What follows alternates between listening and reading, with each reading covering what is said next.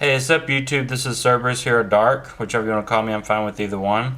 I've been asked recently by more than one person, especially in real life and a little bit on YouTube, about my marker settings for getting the different, like the smoother shot, the long shot, and then the more efficient shot.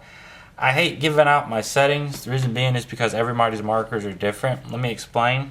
When you gas up your marker and it goes to the OPR and the LPR, if I unscrewed my OPR and my LPR off and put them on your marker and then you put yours on mine, we're going to have two completely different markers to fine tune. Even my old settings will not work because there will be a difference between them, and everybody's markers like that. No matter what brand you buy, no matter what you go with, everything is basically going to be a basis in this video. So I'm going to show you what I have used, and I'm going to give you a window of what I started with, or what I've been, or how the lowest I've ever gone and the highest I've ever gone in my settings. I won't give you my settings per se, but I'll show you how to get your settings in your marker. Now if you're like, oh great, did you write this stuff down? Actually yes I did. Hopefully y'all can read it. If you can't, I'll say off the numbers for you so that way you have an idea. Now first off, before I turn this over, there are numbers on the side, 1, 2, 3, and 4. Those are like the first steps you need to do. So right now, like, you watched the fine-tuning video, which is my first one. Then we had the advanced video. Then we had the board settings, and then we had expert. Expert was more or less like a 1.1 because I tried to apply the settings from previous to the paintballs, and that way, in case you're busting any or you're having problems, that you'll understand, oh, it could be my settings. And this is more of an expert one, and I'm going to show you how I set mine up. Yes, everybody's will be different, their opinions will be different, how they set theirs up, but I'm going to give you mine. Okay, you ready? This is how it goes. Ignore this right now. This is for later. We're going to talk about how I got my settings. Let me zoom in a little bit. There we go. Start off with number 1. Now number 1 is, if you'll notice, it's a Allen key shape, octagon, and you're wondering why I put that on there. The reason being is this. LPR is octagon shape. Your Allen key goes inside of it. You have 6 points, and when you turn, you'll actually turn with, you're going to adjust your LPR. Now since the LPR is extremely, it's very valuable. Board settings are valuable as well, but since it can act as a mechanical dwell, we need to understand how we're going to adjust this without causing us any problems. Now, this is how we do it. I'll try to keep this nozzle up there so you can see it a little bit better. Alright, so let's say our starting point is here, and we've done our fine-tuning. Once again, this is after fine-tuning. Alright, we're trying to manipulate the marker to get these other shots that we want. So let's say our starting point is right here. Every adjustment I ever make, period, is always by 1 1/12, or 1 1/6. And what that means is if my starting point is here, I'm going to turn it and put it between these 2 points, kind of like a middle point. So that's 1 1/12. I go from one corner, starting here, to the other corner is going to be my 1 1/6. Those are the only adjustments I ever make at one time. I never do a grand adjustment. I never do like 1/2. I never do 1/4. I never do 1/3. It's always within those two. The reason being is because all it takes is a little bit to make to get you either cut off the markers there entirely, or on top of it you can accidentally add a little bit more dwell to it, mechanical dwell. So keep that in mind when you're doing your adjustments. That's how I adjust mine. Number 2. 36 shots, and you're wondering why I wrote that down there. This is like one of the most important things to me. Reason being is this is your LPR and your settings. There's springs inside of it. When you tighten your LPR, you'll actually compress the spring. When you loosen your LPR, you'll loosen the spring. What you want to do is shoot it a few times to let air cycle in it to move the piston in your LPR, and then also even some settings in your OPR, like if you adjusted your feet per second, you want to do it as well. That way you get a settling point to see what settings or what has been adjusted. So keep that in mind, that you want to do at least 3 to 6 shots, and you don't want to go, no, you want to go, and you want to see how it's adjusting. You just want it to just barely tap it.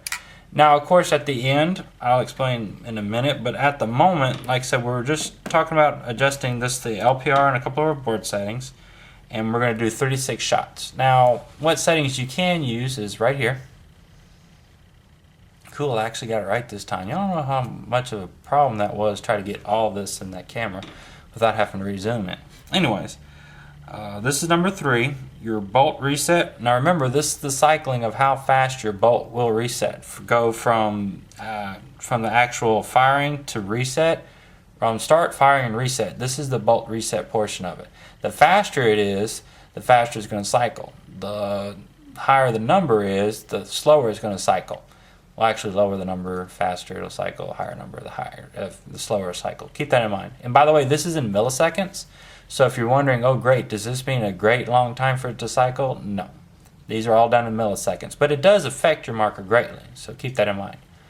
So the faster time will be more or less for like a smoother shot. You're trying to get the marker to move as less as possible. And a higher number would be like for more efficiency.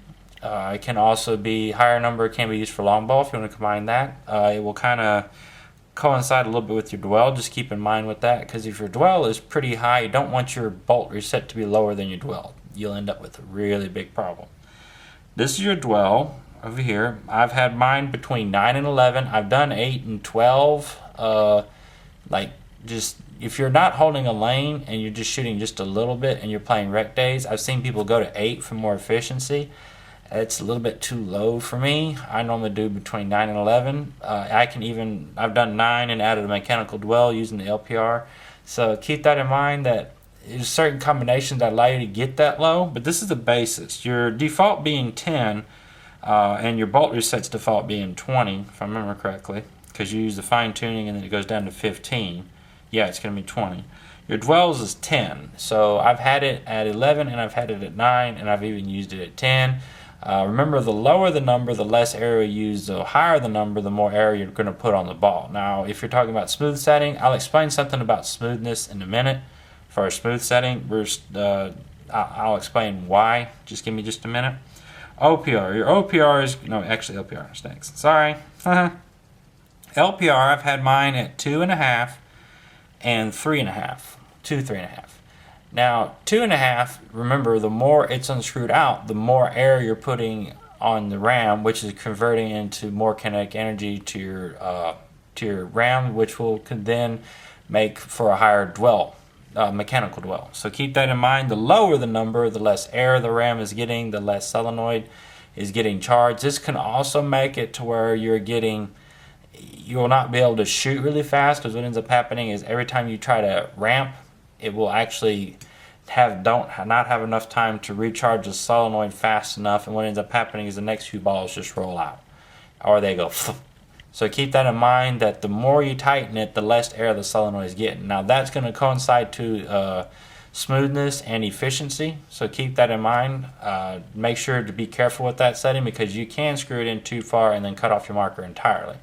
Your OPR, I never go above 295 feet per second. Even if one of my balls, like if I shoot 10 and one of them is over 295, I'm going to dwell it down just a little bit. Not dwell it down, unscrew the LPR just a little bit. Now, 280 and 295, you're like, oh, is that your variable is 15? No, I'm just telling you where I've had mine at in my settings. So keep that in mind, that you want to make sure that you're at 280 when you're making LPR adjustments as well. If you add a mechanical dwell, you know you're going to get more feet per second, because you're going to get more air on the ball. So be careful with that. Paint. I never go below tournament grade paint. It's either going to be brittle, super brittle. It's either going to be super brittle, or tournament paint. I never go below any of those. So all my stuff is based on really premium paint. If you're using mid-grade paint, probably will not. Your settings will fluctuate a little bit, because the paint is a little bit harder. But once again, we're trying to get smoothness, long shot, or efficiency. I call it long shot. Some people call it more on the ball. There's several terms for it. I'll explain in a minute. And once again, check consistency and air. When you're adjusting your settings, see, I can't even get that in there. There you go. When you're adjusting your settings, what will end up happening, something's going to be affected by it, because what you're doing is you're manipulating past fine-tuning. Fine-tuning gives you a happy medium between everything. When you go beyond it and you're like, I want a smoother shot, you're actually going to use quite a bit more air to give you a smoother shot. It actually takes a lot of paint to get a smoother shot. You're like, why is that? Well, smoother shot entails that the actual paintball gun is completely broken in. Now, yes, theoretically, O-rings sit at 1/1000, so they don't exactly break in, and some people are like, it's a hypothesis, there's no such thing as a marker breaking in. I'm sorry, but let me give you an example. I'll show you. Some people do not understand how these things work. No matter how smooth something may feel to you, it's not smooth. Well, how am I doing? I forgot. If you unscrew your LPR or your OPR, it's still locked up. Well, anyways, you'll get an idea. People do not understand. No matter how smooth something may feel to you, it's not smooth. Reason being is because on a molecular level, it's actually rigid. It's actually a little bit, how should I say? It's just not smooth. And what ends up happening is the more that paintball marker moves, it's gonna shift and change things. Like O-rings will become better shaped if they're on a molecular level rigid, not smooth. And what will end up happening is the marker is going to become much happier the more and more you use it. This will mean the rammer will have more effectiveness because it's smoother. There's just so many little things that over time, something moving a lot will actually get smoother. So if you're wanting to get a smooth shot, I'm sorry, I'm going to go ahead and break it down to you and kind of, burst your bubble a little bit, but you got to shoot a lot of paint to try to get a smooth shot. You can go in there and I can get you a long shot. That's not a problem. If you look and say, can you give me a long shot? Oh, sure. I'm going to go in there and adjust your LPR just a little bit, try to unscrew it out some. And then I'm going to maybe check your dwell. Well, first off, I'm going to do your dwell. Then we're going to do the LPR, and then we're going to check consistency past that. Now, if you're wanting a more efficient shot, that's not a problem either. But the problem is when you're trying to get a smoother shot, what ends up happening is you have to use a lot of paint because the more you shoot it, the smoother it will get over time. So keep that thought in mind. I guess we need to go and tile it over here. First off, I want to show you all this. Anyways, so with our settings here that we have backup, adjust, return, and new settings. Now I want to explain that to you. What I mean is this. Let's say every setting that you change that's working for you, make it a backup. So when you make adjustments, if it works, like we're going from backup to adjustments, if it starts working properly, then we know that our adjustments are working in what we want them to do. Now, let's say for some reason it backfires. This is where you go into return. What you want to do is when your adjustments are not working, you want to return back to your backup settings. And everything that you used before that was working for you, you want to go back to that and make, because that's your fallback. Even if you have if you're trying to get a longer shot out of it and you're using long shot settings and for some reason you're busting paint, you're having too much air on the ball and it's busting them before they leave, you go back to your old settings that you had that were working. Now when you are going past adjustments, you actually go all the way down to new settings. And what I mean is you want to have this as your formula. You want to always have a backup setting. Every time you make adjustments, the adjustments are not working, return back to backup settings.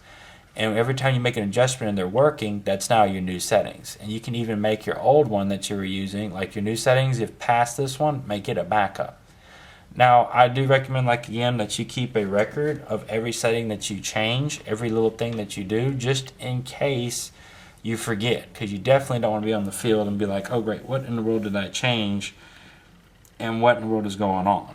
So keep that thought in mind. We'll zoom out a little bit, and then I'll talk more about these other ones. All right, there you go. So our fine-tuning, what fine-tuning is a happy medium between all of your settings, and generally that's your happy portion of your marker. What's making your marker and what allowing it to work at its one of more efficient, not really efficient as far as air efficiency, but as far as all-around happiness. Now, there are different methods to getting the fine-tuning. In this video and all the other ones, we've used the Dangerous Power method. If you want to try another one, there are a few other ones out there. There's the Lurker method. You can go Google it up. But generally, every method still has a point of origin or fine-tuning, and they all get you about the same place. So it doesn't matter what setting you're using, what you feel comfortable with. For the Fusion Elite, I use the Dangerous Power setting. So keep that, Dangerous Power fine-tuning. So keep that in mind. Now, past this, when you're going into your other settings, there's generally just 3 different ones. Some of them might be a hybrid between 2 of them. But once again, what's going to end up happening is anytime you try to go into these manipulative settings, something's going to be sacrificed in exchange for increasing something else. On a long shot, when you're adding more air on the ball, you're going to lose efficiency. lose a lot of efficiency. So keep that in mind, that every time you're using a long shot, so like let's say your dwell is like 11, your LPR is having more kinetic energy driven to it, so it's 2 3/4. You're shooting anywhere between 290, 288 and 295 feet per second. You're going to lose air, because the reason being is you're putting more air on the ball, but you're getting more shot. I mean, you're getting more distance. So keep that in mind, that you'll lose efficiency with the long shot. Now, a smoother shot, once again, in order to get a smoother shot, you're going to have to shoot a lot of paint. I mean, I have shot a gob of paint through my Fusion Elite. I've played several 8-hour days with it. I've shot, I really probably need to go look and see how much I actually shot at my Fusion Elite, because that probably kind of a little bit interest me trying to shoot this video, but we'll worry about that later. But keep in mind, the more you shoot it, the smoother it will become, and then your adjustments will change. So if you're somebody that is determined to get the smoothest shot possible, I'm sorry, but one thing you'll have to keep in mind is definitely this formula down here, because that is going to be your baby, because you're always going to be adjusting something. I mean, you're going to have, like, over a period of time, you'll see adjustments by a 6th, by a 12th, by another 6th, the more and more you shoot it. So if you're looking for the smoother shot, remember that. But the one thing that you're going to end up losing with the smoother shot is normally a little bit of efficiency and long shot. Now, you can go in there and add a little bit more efficiency by screwing down the LPR a little bit, but the problem is when you do that and you're cutting air off, you're going to normally end up dramatically reducing your long shot, or even changing your board settings to where the bolt is actually resetting faster. But keep that in mind, that you are going to lose long shot. If you do it the other way and add more air to the ball, you're going to lose a lot of efficiency. But once again, smooth shot is going to come by how much paint you shoot and how much paint you put through your gun and how much your Fusion Elite has been shot. Now, efficiency, what's going to end up happening is you're going to get more paint per tank fill. Like, you'll get another pod, maybe another half a pod, but that's important to you because you want more efficiency. With that setting, what normally ends up getting sacrificed is actually the smoothness, because you're trying to make it as efficient as you can possible. And generally, you're going to end up losing a little bit of long ball shot as well, because you're losing S-air. But I've found that most of my settings, trying to become more efficient, I find that the marker moves a little bit more. Now, if you're wondering what settings that will be, most efficiency is actually going to be a very low dwell count and actually a little bit higher reset count for your bolt reset. So keep that in mind. But once again, it varies between marker to marker. Keep that in mind. But like I said, when it comes to smoothness, more paint, the happier it will be. So you're definitely going to shoot a lot with the to obtain the smooth shot. It's always going to be adjusting. You're going to end up losing, like I said, you're going to lose the efficiency because you're using more air to adjust for smoothness. Long shot, you're also going to lose more efficiency as well. Just keep that in mind. Can long shot be smooth? I've been asked. Not really, because you are putting a lot of air on the paintball. It kind of tugs at you a little bit. But the Fusion Elite handles really well. It's not a people marker, it's a person marker. And honestly, when you're adjusting these little settings, you can actually take and shoot a long shot, but give yourself a little bit of smoothness as well. Now, once again, it's going to consume more air. But one thing I do like about the Fusion Elite, it is a very complex marker. And once again, with your settings, you want to keep, hopefully, like I said, you froze all this over here. You can read it. I'll zoom in one more time so you can see these numbers, give you something to play with. There you go. Let me move it over some so you can see what it is. Just one more time. I have a journal, yes, but the journal is written in with pen and pencil. A lot of scribblies, everything of that nature, and it's hard for y'all to read this on here. So what I did is I gave y'all kind of a window that I've used to help me with mine, and that I've used in mine previously. That way you can get a general idea of what we're doing. Now, one thing I would recommend highly, especially since this is our expert video, I'll roll this over. When you're doing your last couple of adjustments, make sure you shoot a lot of paint. And what do you mean by that? Like for your smoothness, yes, but one other thing you want to shoot a lot of paint for, one, it's like, let's say you're done with your settings and you like it, go ahead and just send out a volley. Like, just go and see what it does, because one thing you want to do, if you're doing an efficient shot, that's going to suffer. What's going to end up happening is about 2 or 3 balls in, it's actually going to do like I told you earlier. You're going to have less air and less time for it to charge the solenoid. Now, one thing also, when you're doing a more smooth shot, that will also suffer. Now, you're doing a long shot, you're never ever going to have to worry about it. You're always charging the solenoid as much air as it can possibly take. I mean, you can't damage the solenoid, you'll be fine. But what I mean is, like, those two settings, be cautious when you're messing with those two, the efficient and the smooth, because you can actually have it where the marker just dies. I mean, you're trying to shoot it and then it stops. Just keep that in mind when you're using it. And do keep also understand weather and temperature are going to affect all of these settings. If it's really humid outside and the paintballs are swelling, remember that will also affect consistency, efficiency. One other thing that will also be affected by it, well, we talked about that in the last video as far as paint related to these settings, but just keep in mind that your temperature as far as cold versus warm versus hot outside, those are all going to affect your settings greatly. I would keep a note about what temperature the day was when you did these settings, because you know the colder the day is, the air molecules are the more they're going to shrink. The hotter the day is, the more that they're going to expand. I've actually had it where my efficiency, I was trying to get more efficient shot. I've actually had it where my efficient shot would not function at all in cold weather. I had to actually kind of do a slight bit of hybrid and had to influence it a little bit more towards a long shot for it to start working. And I've actually myself personally, I have gone back to the Dangerous Power fine tuning method a few times on very awkward days, like very humid days, very cold days. Just keep that in mind when you're doing your settings, is that all those are going to fluctuate and change, and use mine as a basis. Don't use mine. That's the reason why I gave you a window. I didn't want to give you an exact number, because you remember to adjust everything by 6 and by 12s. And once again, one thing I will express to you about Allen keys that are going to be really important, especially doing adjustments. Just need one Allen key. There we go.